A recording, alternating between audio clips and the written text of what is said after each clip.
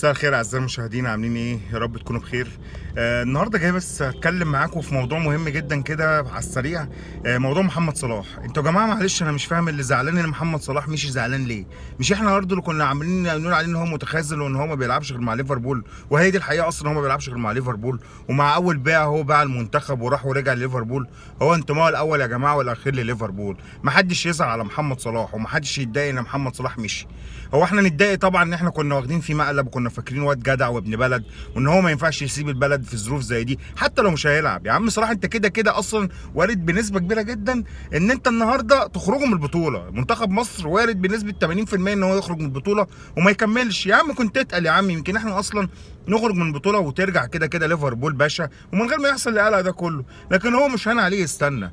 وبعدين يورجن كلوب بيقول لك لو احنا استنينا للاخر، لو مصر وصلت للنهائي هنفكر ان احنا ممكن نبعته لهم. لا ارحمك مش عايزينه. يعني هو معلش انت وصلنا للنهائي، احنا منتخبنا جامد جدا ومش واقف عليه. واكبر دليل اللي حصل في الشوط الثاني من مباراه غانا. اول ما صلاح خرج زي ما تقول لعيبه عايزه تثبت نفسها وتثبت ان احنا مش منتخب صلاح وان احنا منتخب الفراعنه ومنتخب مصر ومنتخب تقيل قوي.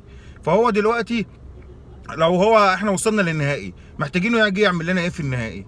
ولا يعمل لنا اي حاجه. احنا وصلنا للنهائي يخلينا نتخطى النهائي من غيره. ما يجيش هو يرفع الكاس وياخد الكريمه وياخد التورته كده على الجاهز كده على الوش.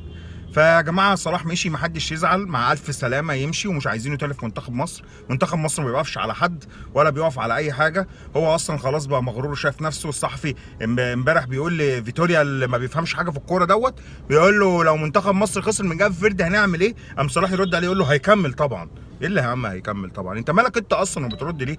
هيكمل ولا ما يكملش؟ انت زي مباراه غانا، انت اتصبت ما قدرتش تستنى الدقيقتين الشوط الاولاني يخلص وعشان تخرج وتبدل في الشوط الثاني. خدت بعضك وخرجت على طول ومش مستني حتى الدقيقتين.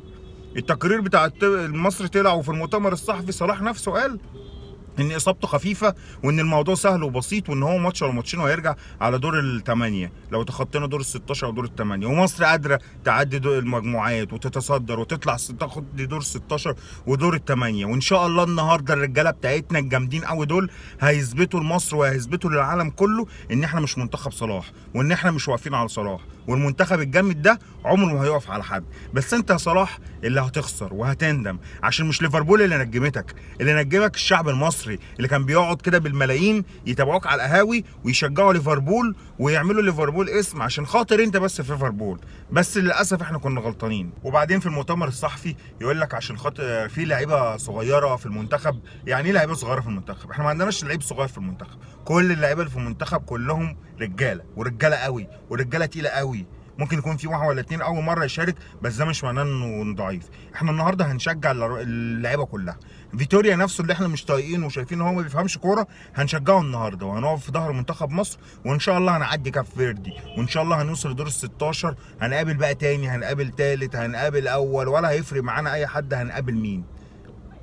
ولا هيفرق معانا احنا هنقابل مين. هنقابل اي حد وان شاء الله هنتخطى اي حد وان شاء الله هنتخطى حوار صلاح وان شاء الله النهارده بعد ما نكسب كلنا هنطلع ونقول ان احنا مش محتاجين صلاح ولا هو اصلا بيعمل لنا اي حاجه في المنتخب. هو اصلا موجود مالوش اي عايزه اصلا في المنتخب. فان هو يمشي مع الف سلامه، وان انت تمشي في الوقت ده مع الف سلامه، ان انت تمشي في التوقيت ده وبالمنظر ده والنهارده الصبح. يعني اتحرك النهارده الصبح وتمشي وتسيب المنتخب وهو الماتش النهارده بالليل. يابا مع الف سلامه. احنا مش عايزينك. ان شاء الله المنتخب كله رجاله وبدعوات المصريين دول كلهم احنا هننجح وهنعدي وهنوصل. ولو ما وصلناش مش مهم ومش عايزينك تاني يا صلاح، واحسن انك تعتزل دوليا اصلا. احنا مش عايزينك.